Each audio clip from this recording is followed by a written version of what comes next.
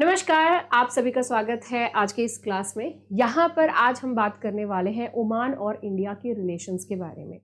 हाल फिलहाल में ही इंडिया और ओमान ने डिसाइड किया है एक ट्रेड डील को साइन करने के लिए, और ये एक तरीके से बहुत ज़्यादा हेल्पफुल रहेगा इंडिया के लिए मिडिल ईस्ट में अपना एक प्रेजेंस अच्छा खासा बनाने के लिए।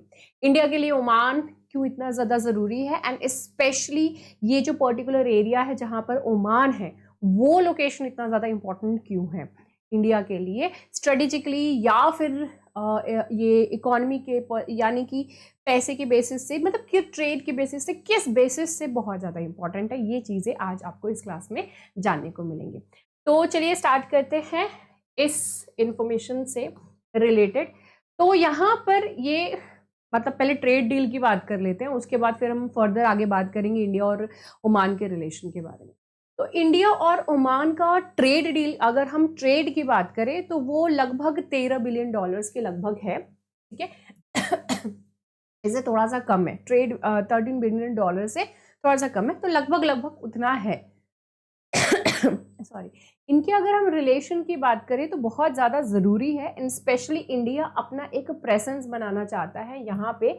ये स्ट्रेट ऑफ हॉर्मूज है, यहाँ पे इंडिया अपना प्रेजेंस बनाना चाहता है, क्योंकि ये एक ऐसा लोकेशन है जो कि बहुत ही ज़्यादा इम्पॉर्टेंट है, एंड ये global point, global oil shipment के हिसाब से देखें तो ये बहुत ही बड़ा ट्रांजिट पॉइंट है जहाँ से ऑयल पूरी दुनिया का आ रहा है, जा रहा है। आप सभी को पता ही है कि यूएई हो गया, उसके आसपास के जो पूरे रीजन हो गए, ये मिडिल ईस्ट में ज़्यादातर जो कंट्रीज हैं उनके पास बहुत ज़्यादा पैसा है, स्पेशली आप सभी लोग दुबई को लेकर के बोलते ही होंगे, है ना। तो ये सारी चीज़ें, इन लोगों के पास इतना ज़्यादा पैसा कहाँ से है? That is all because of oil. ये सारी चीज़ें किस वजह से हैं? तो तेल की वजह से हैं, राइट। तो तेल का खादान अच्छा खासा यहाँ पे उनकी भरमार है, जिसको ये सेल करते हैं, उससे उनको बहुत अच्छा खासा पैसा मिलता है पूरे दुनिया भर में। भले ही हम बहुत ज़्यादा इलेक्ट्रॉनिक व्हीकल की बात कर रहे हो, शिफ्ट करने की बात कर रहे हो, ये फ्यूल कंजम्पशन को कम करके हम रिन्यूएबल रिसोर्सेज को यूज़ करने की बात कर रहे हो, लेकिन ये सच्चाई है कि भाई आज के डेट में भी हम फ्यूल का कंजम्पशन बहुत ज़्यादा करते हैं। ठीक है, तो यहाँ पे ये हॉर्मूज, स्ट्रेट ऑफ हॉर्मूज आप यहाँ पे देख सकते हैं। इंडिया और ओमान का देख ले तो this is the complete India, ये आपका इंडिया हो गया। यहाँ से अगर आप ये देखें तो ये ओमान है, ठीक है, this is the Oman, right, ये ओमान हो गया। एंड यहाँ से इसके लिए ट्रांजिट करना ऑयल, ये न ऑल, ये जो लोकेशन यहाँ से जा रहा है, ये पर्टिकुलर एरिया, यही स्ट्रेट ऑफ हॉर्मूज है।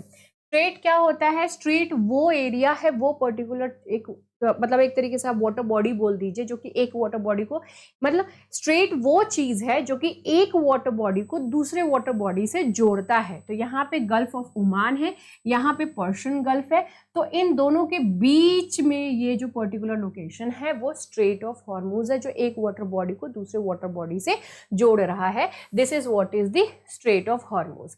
स्ट्रेट ऑफ हॉर्मूज के पास आप देख सकते हैं कि ईरान है, यूएई है, ओमान है, ठीक है, and you can even find the Saudi Arabia, Kuwait and all. बहुत सारे छोटे मोटे यहाँ पे आपको देश देखने के लिए मिल जाएंगे। मैंने कुछ इक्के दुक्के ही नाम बताए हैं। ये इक्के दुक्के ही नाम में अगर मैं बोलूँ तो सऊदी अरेबिया एंड यूएई तो बहुत ज़्यादा फेमस है अपने ऑयल एक्सपोर्ट्स के लिए और उससे अर्न किए हुए पैसे के लिए, इवन ईरान ऑल्सो, राइट। तो ये यही इसी लोकेशन की मैं बात कर रही हूँ, स्ट्रेट ऑफ हॉर्मूज, जो कि बहुत ही मेजर पॉइंट है, क्योंकि यहीं से ही जो ऑयल की हम रिजर्व्स की बात करें, ये जो आपको पर्पल एरिया पूरा दिख रहा है, ये ऑयल के रिजर्व्स हैं यहाँ पे, एंड यहीं से ही यहीं पर ही जो है, यहाँ से ही सारा जो तेल है वो निकल, जो भी दुनिया भर में सेल होने हैं, जो भी है, तो वो सारी चीज़ें यहीं से ही होकर के फिर गुजरती हैं, ठीक है, यहीं से ही होकर के गुजरेंगे। अब ये स्ट्रेट ऑफ हॉर्मूज, अब यहाँ से तो जाना, पर्शियन गल्फ के उधर से तो जाना नहीं है, लैंड रूट है, तो कैसे होगा? ऑब्वियसली बात है कि दूसरे देश में जाना होगा, यूरोपियन कंट्रीज में, तो यहाँ पे सुएज कैनाल से होते हुए red sea and Suez canal Mediterranean sea से होते हुए ये पहुँच जाएंगे यूरोपियन कंट्रीज में। फिर उससे फर्दर वहाँ पे अमेरिकन कॉन्टिनेंट, वहाँ पे पहुँच जाएंगे।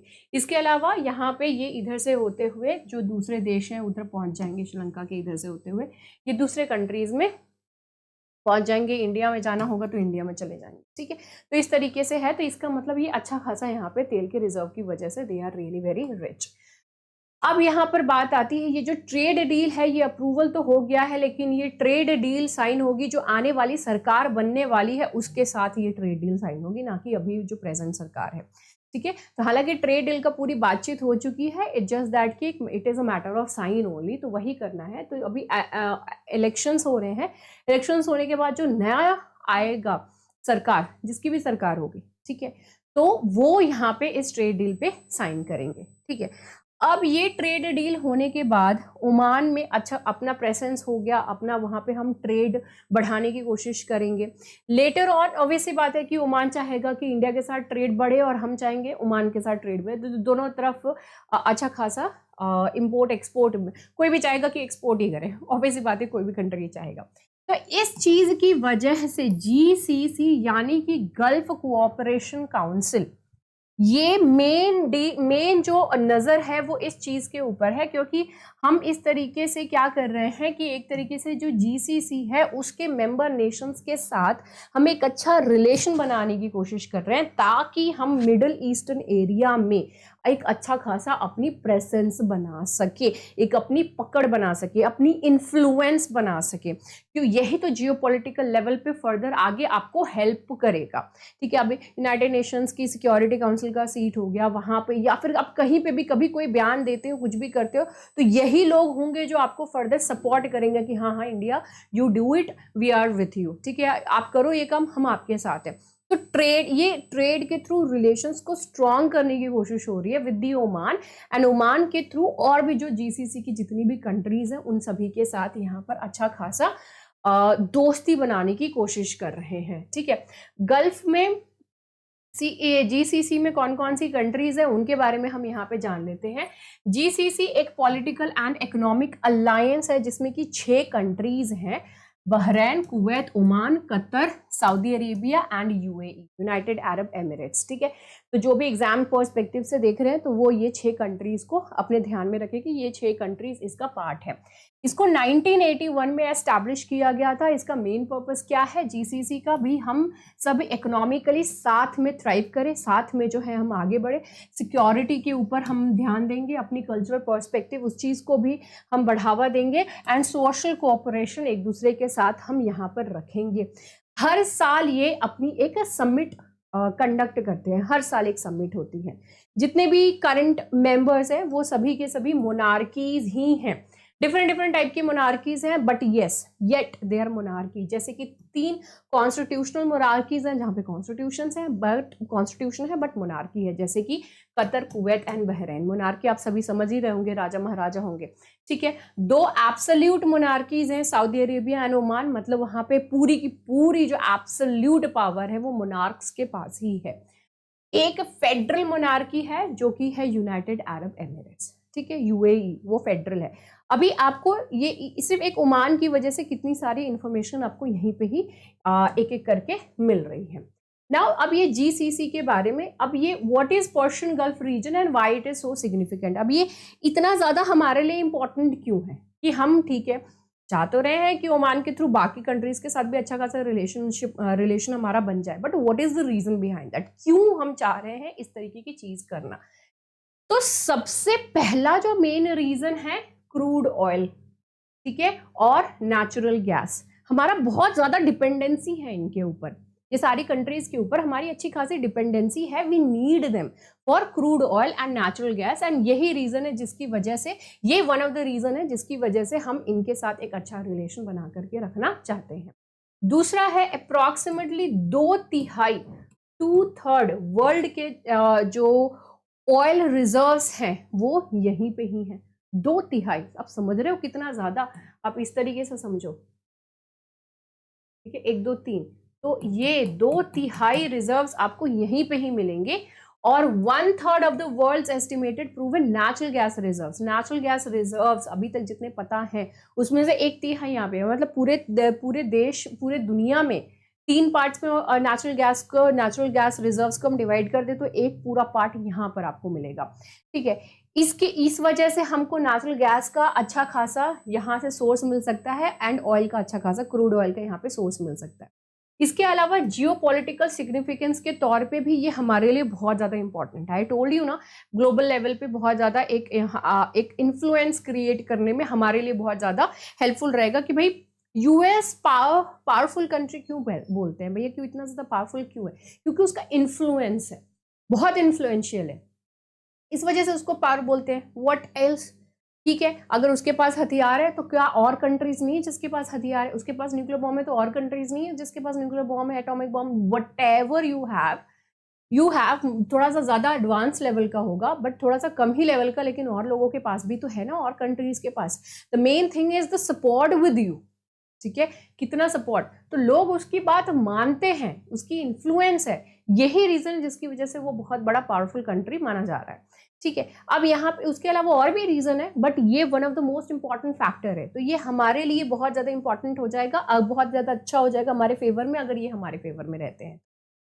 अच्छा खासा सी ट्रेड यहीं से ही हो करके गुजरता है, तो इसलिए अगर हमारी प्रेजेंस वहां पे रहेगी, हमारा इन्फ्लुएंस वहां पे रहेगा, तो हम चाहेंगे इसके साथ आप ट्रेड थोड़ा कम कर दो, तो वैसा हो सकता है इफ इन केस वैसा इन्फ्लुएंस हमारे साथ हम जो है क्रिएट कर पाते हैं। तो अब इम्पोर्टेंस टू इंडिया, इंडिया के लिए क्या इंपॉर्टेंस है? इंडिया एक्सटेंडेड नेबरहुड, एक तो नेबरहुड हो गया, एक हो गया एक्सटेंडेड नेबरहुड, है ना, थोड़ा दूर के रिश्तेदार वाले टाइप। तो ये एक्सटेंडेड नेबरहुड का पार्ट पे यहाँ पर हमारा ये उसके थॉट प्रोसेस के हिसाब से देखें तो ये हम एक तरीके से हमारे नेबर ही हैं, थोड़े दूर के हैं लेकिन नेबर ही हैं, तो उनके साथ हम एक अच्छा खासा रिलेशन अपना मेंटेन करके रखना चाहते हैं, अपनी इंडिया की जो इन्फ्लुएंस है उसको बना करके रखना चाहते हैं।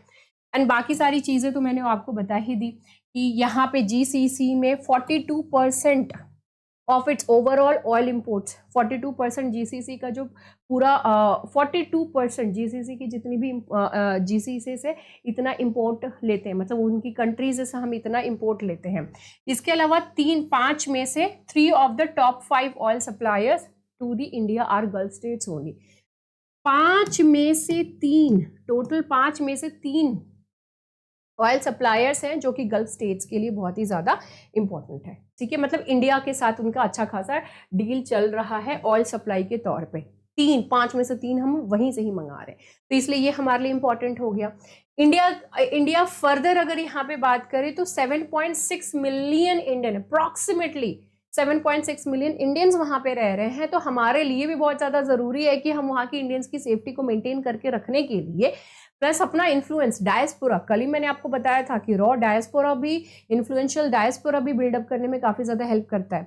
अगर नहीं देखा हो तो आप कल की वीडियो देख लीजिएगा कि कितना ज़्यादा इंपॉर्टेंट है डायस्पोरा अपने लिए। तो वो एक तरीके से हमारे ब्रांड एम्बेसडर के तौर पे वहाँ पर है, तो उनका वहाँ पे सुरक्षित रहना, अगर किसी तरह कोई दिक्कत होती है तो हेल्प आउट करना। अभी हाल फिलहाल में ही आपने देखा था ना, कौन सा कंट्री था जहाँ पे कि हमारे नेवी के ऑफिशियल्स को वहाँ पे बंदी बना करके रख लिया था एंड इवन फांसी तक देने की सज़ा सुना दी गई थी। कौन सी कंट्री थी भैया, बताइए कमेंट सेक्शन में, do let me know.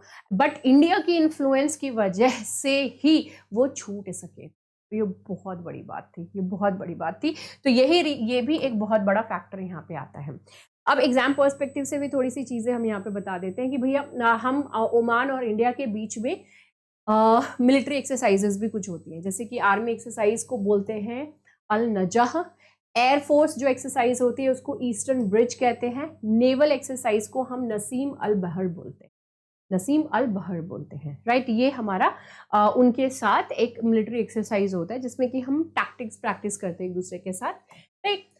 Then later on India और ओमान के बीच के रिलेशन की अगर हम बात करें तो ओमान के टॉप ट्रेडिंग पार्टनर में से इंडिया एक आता है।